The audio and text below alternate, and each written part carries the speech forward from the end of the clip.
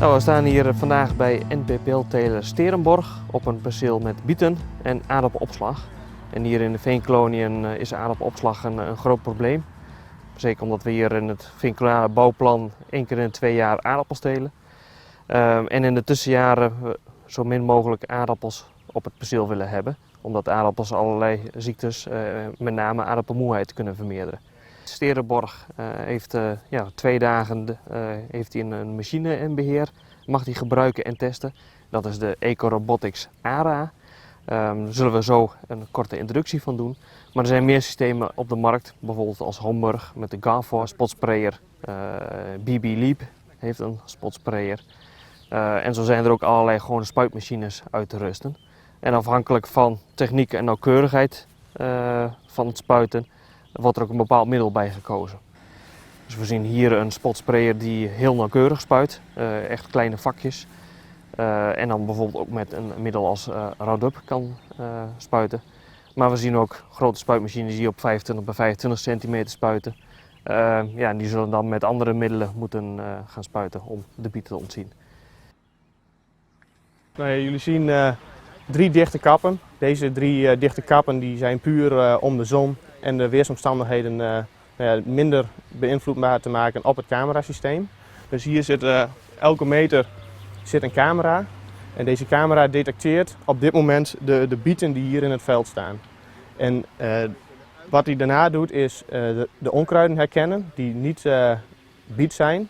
En vervolgens stuurt hij hier de doppensysteem aan.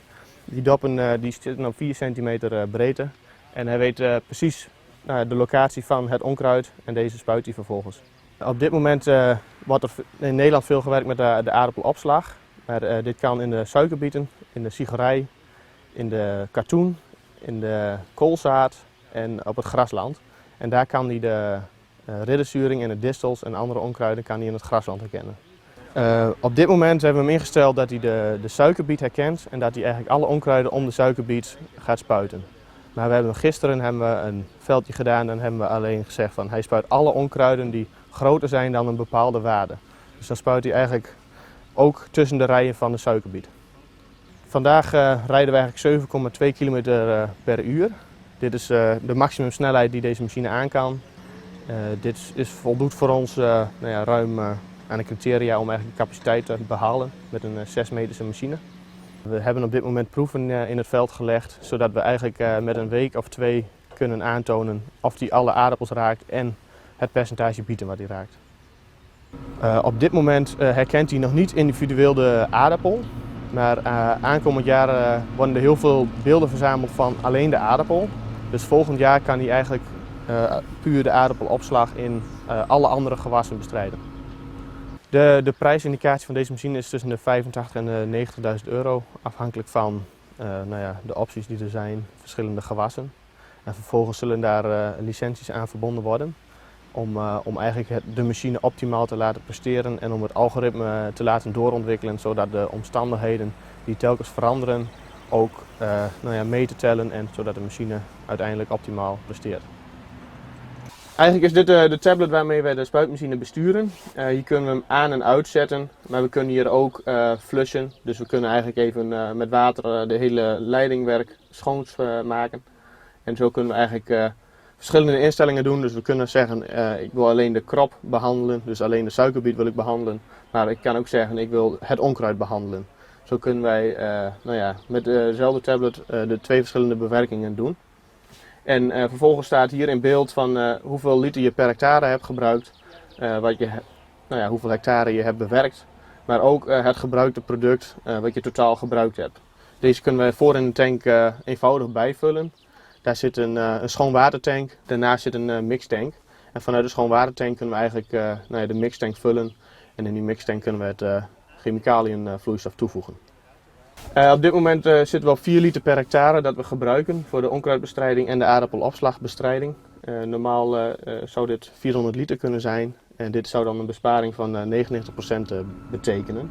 Maar omdat dit veld niet volledig vol met onkruid staat, is dit natuurlijk niet realistisch voor elk perceel. Maar op dit perceel gaat het heel goed met de middelen gebruikt. In suikerbieten en in sigorij hebben we hem toegepast. We proberen hem ook nog in uien te testen. Er worden wel wat meer bieten geraakt. Dat komt ook doordat er onkruidplanten best wel dicht bij bieten staan. En dan is het haast onvermijdelijk om ook de biet mee te pakken. Een pluspunt van deze machine is dat hij ook heel veel data verzamelt. Dus hij kijkt ook echt naar de planten en hij verzamelt foto's.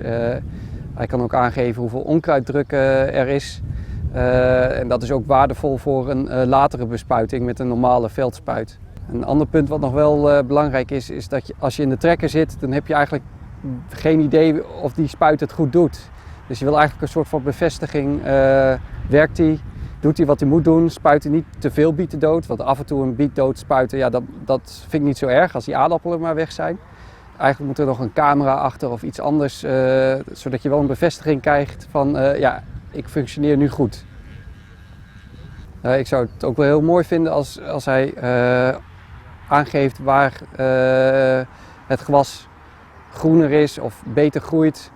Waar meer planten staan, waar minder, waar bijvoorbeeld heel veel bieten missen door stuifschade of zo. Dat zou wel heel mooi zijn als hij dat ook opneemt. Ja, het voordeel van deze machine is wel dat je hem gewoon kunt pakken en meteen aan de slag kunt gaan. Andere machines, dan moet je nog weer met een drone gaan vliegen of andere activiteiten doen. Als deze machine aardappelen goed herkent, in suikerbieten en in sigorij, ja, dan heeft het heel veel meerwaarde. En ja, dan misschien schaffen we wel zo eentje aan.